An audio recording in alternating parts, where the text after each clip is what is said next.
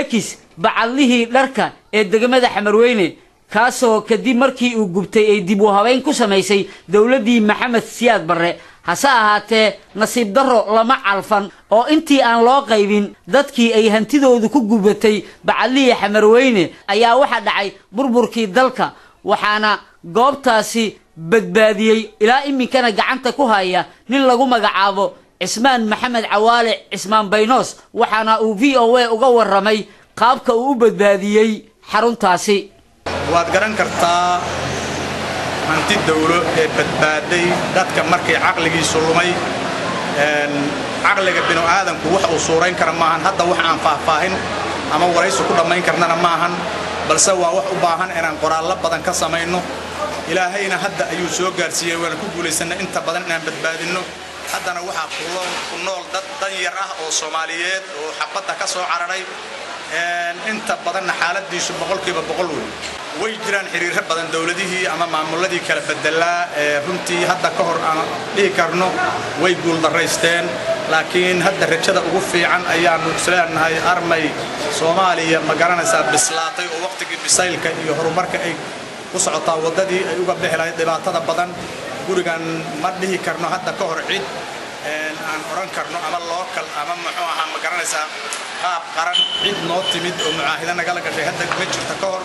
hadda se wada hadalna ayaa gobolka Banaadir noo socda gobolka Banaadir ujeedkiisu wuxuu yahay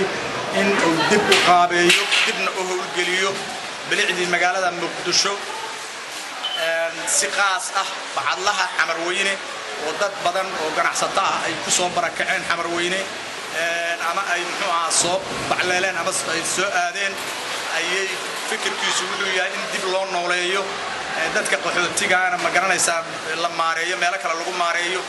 dhibaato kale lama jirto sidaas ayaa jirta waxaan oran karnaa ninka gobernatooraha gobolka Banaadir hadda ka ahay nin bisil oo aan oran karno raggii Muqdisho joogay oo loo wariska ah maahan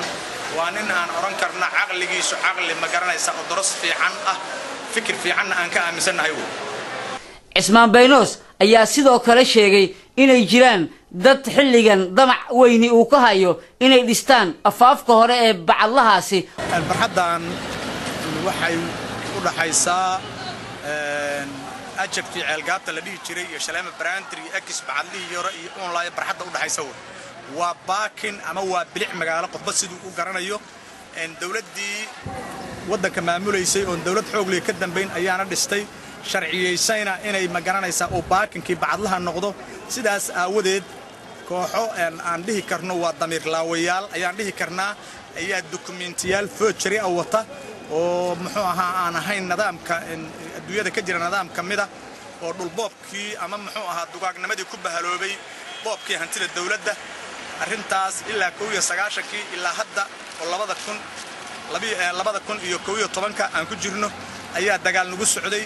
hadba nooc hadba mid qabiil mar mid kale oo muxuu ahaa kale siyaasadeed mar mid hogaamiye kooxeedyo marka arrintaas runtii dib badan ay nagu qaadatay haddana waxaan aad uga codsanaynaa dawladda federaalka mas'uuliyiinteeda kala bedelan sida wasaaradda arrimaha gudaha sida gobernatooraha gobolka Banaadir sida muxuu ahaa ma garanaysaa inta Soomaalinimada iyo wadaniyadu ay ku dambayso oo hambadi ka dhamaan inay arrintaas ka soo horjeestaan Xasan Kaafi Qoyste VOA Muqdisho